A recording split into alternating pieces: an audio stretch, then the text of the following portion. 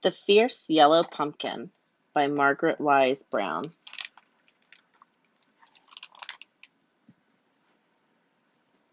There once was a small pumpkin in a great big field, a very small green pumpkin the size of an apple. The fierce sun burned down on the little pumpkin, and he grew and grew, and pretty soon there was a fat little, round little, yellow little pumpkin in a great big field. Now this fat little round little yellow little pumpkin grew so fat and full of himself that he began to think he was a very fierce vegetable, as fierce as the sun that warmed his fat round sides. Ho, ho, ho, he would say, when I grow up, I will scare the field mice out of the field like the scarecrow does. The little pumpkin would dearly have loved to make a fierce, ferocious, gobble, gobble face like the scarecrow's at the far end of the field. But try as he would, his own pumpkin face stayed smooth and yellow and shining. Then one day the sun did not shine as hot as fire, and blackbirds, skies full of blackbirds, began flying over the big field. There was a burning smell of leaves in the air, and a crisp tingle that tickled the fat little pumpkin's sides. There were so many birds in the sky that the scarecrow was busy from before daylight until after daylight, chasing the birds out of his field. His gobble gobble face became droopy and dreadful. The wind blew through his hair. He lost one scarecrow eye. The old scarecrow knew that if there's anything that a blackbird is scared of, it is a one-eyed scarecrow.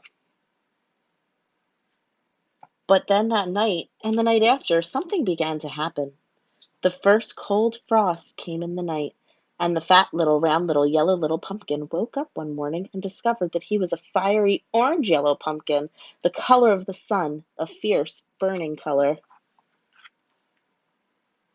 Then 3 little children came galloping through the big field past the old one-eyed scarecrow. They ran right up to the fat little, round little, orange little pumpkin, and one little girl called out, "Here he is! Here is our terrible pumpkin!" So they cut the pumpkin's heavy stem with a little saw knife. Each taking turns, they carried the pumpkin home across the field to their house. The little pumpkin liked that.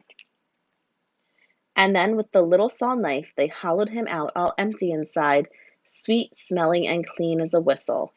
Then they cut one big round eye in the side of his face, a big round hole, and the little pumpkin liked that. Ho, ho, laughed the pumpkin, the fierce yellow pumpkin. I am a one-eyed pumpkin, for sure. Then they cut another big round hole in the other side of his face. Ho, ho, laughed the pumpkin, the fierce yellow pumpkin. I'm a fierce yellow pumpkin for sure. But that wasn't all. The children cut a sharp shape in the pumpkin for a nose, the shape of a witch's hat. And that wasn't all either. They took the little saw knife and they sawed zigzag up and zigzag down until the pumpkin had a whole mouth full of sharp zigzag teeth. Then, with a loud ho ho, the little pumpkin laughed a dreadful zigzag laugh across his zigzag teeth. Ho ho ho, he he, mice will run when they see me. He was certainly a fierce and ferocious pumpkin with a terrific, terrible face. After a while it was night. There was black darkness all around, inky black darkness. The children came in with a lighted candle and stuck it inside the pumpkin so that the light shined out of his big round eyes, his triangle nose, and then the light shined through over his zigzag teeth. He was a horrible sight to see. Grr, in the dark. He grinned a zigzag grin there in the corner of the porch. Grr. And the children danced about him, singing a song to the terrific, terrible pumpkin with the zigzag grin.